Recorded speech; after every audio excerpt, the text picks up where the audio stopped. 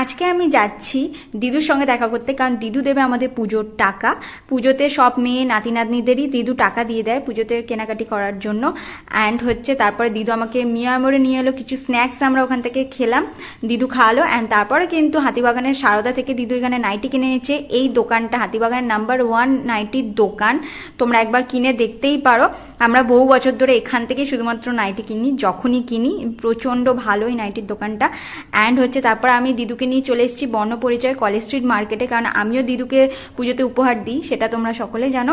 And দিদুকে আমি gift হিসেবে এই জুতোটা চুজ করে দিলাম। এই জুতোটা দারুণ হয়েছে, সামনে থেকে দেখলে আরও ভালো বোঝা যাচ্ছিল।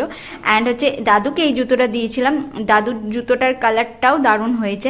অ্যান্ড তারপরে কিন্তু আমার মিস্টার চলে এসছে। অ্যান্ড মিস্টার চলে আসার পর কিন্তু আমরা বাগড়ি মার্কেটে এসেছি স্পেশালি এই জিনিসটাই কেনার জন্য। অনেক দোকান খুঁজে তারপরে এই জিনিসটা ভালো কোয়ালিটির পেলাম। দাম পড়েছিল 2400 টাকা মতো, 2400 টাকা মতো কি 2400 টাকাই পড়েছিল। অ্যান্ড তারপরে কিন্তু দিদু এখানে গাড়ি করে নিল, কারণ ওই জিনিসটা এতটাই ভারী আর ভালো কোয়ালিটির ছিল, সেখানে হাতে তো বাসে করে নিয়ে যাওয়াটা পসিবল না, সেই কারণে। অ্যান্ড তারপরে কিন্তু আমরা দিদুকে ছাড়তে যাচ্ছি বেলেঘাটায়, যেহেতু দিদু ওখানে নতুন ফ্ল্যাট কিনেছে। অ্যান্ড তারপরে কিন্তু আমরা চলে এসেছি দিদুকে ছেড়ে টেরে ওয়াকিং স্ট্রিটে, নিউ টাউন ওয়াকিং স্ট্রিটে। অ্যান্ড আজকের সমস্ত ট্রিটটা কিন্তু দিদুর তরফ থেকে, কারণ দিদু আমাকে আর তার নাচ জামাইকে খাওয়াতে চেয়েছিল, বাট আমরা অনেকটা রাত হয়ে গেছিলো, 7টা সাড়ে 7টা বেজে গেছিলো।